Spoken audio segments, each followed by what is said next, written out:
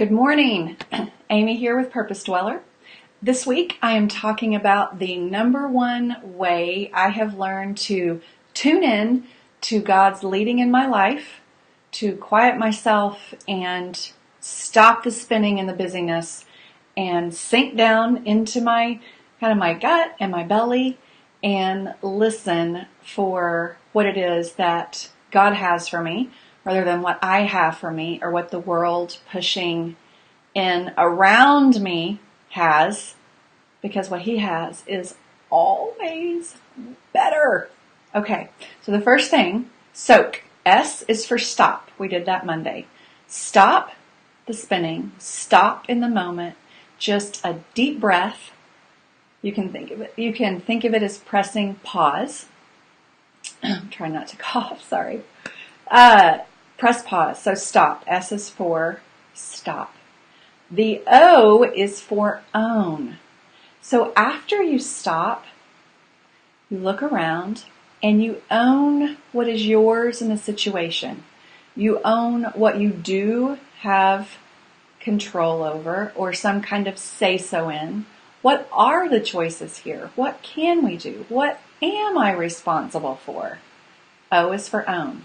And today we have the letter A, and it is the pivotal part of the SOAK method and of this equation.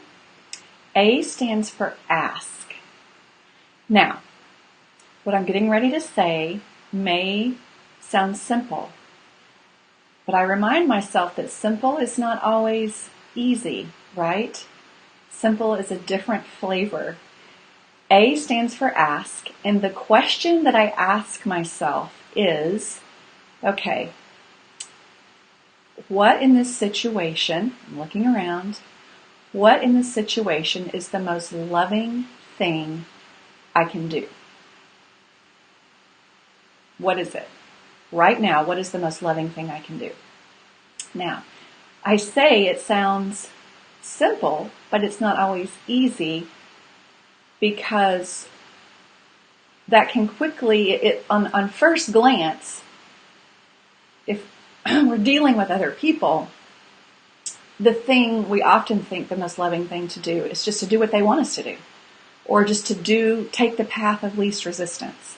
Well, in this situation, let's say my son left something behind from school that he really needs today. He's texting me, he wants it. I stop, I own. Is this my responsibility? Did we talk about this 5 times last night, that it needs to go in the backpack? Mm-hmm. So I think to myself, is the most loving thing to do to stop everything I'm doing and run that to him? Or is the most loving thing to do possibly let him experience the natural consequence of not following through on something that is your responsibility? Now, every person's going to handle that differently. I'm not saying what you should do in that particular situation. I'm just simply pointing out that the most loving thing to do is not necessarily the most obvious or the easiest. It might be. But the trick is to step out of our head and like guilt and busyness and the path of least resistance, and to sink down into our middle section, right? To sink down and really listen for what is rising up. Like, what is the loving thing? And it might be the most loving thing you can do for yourself in the moment. It might be the most loving thing you can do for someone else. Oftentimes for me, when I do this, the most loving thing I can do, if I'm in a conversation that's getting louder and possibly turning into an argument, the most loving thing I can do oftentimes is just walk away. Now, maybe for myself, maybe for someone else. The point is asking, what is the most loving thing I can do next?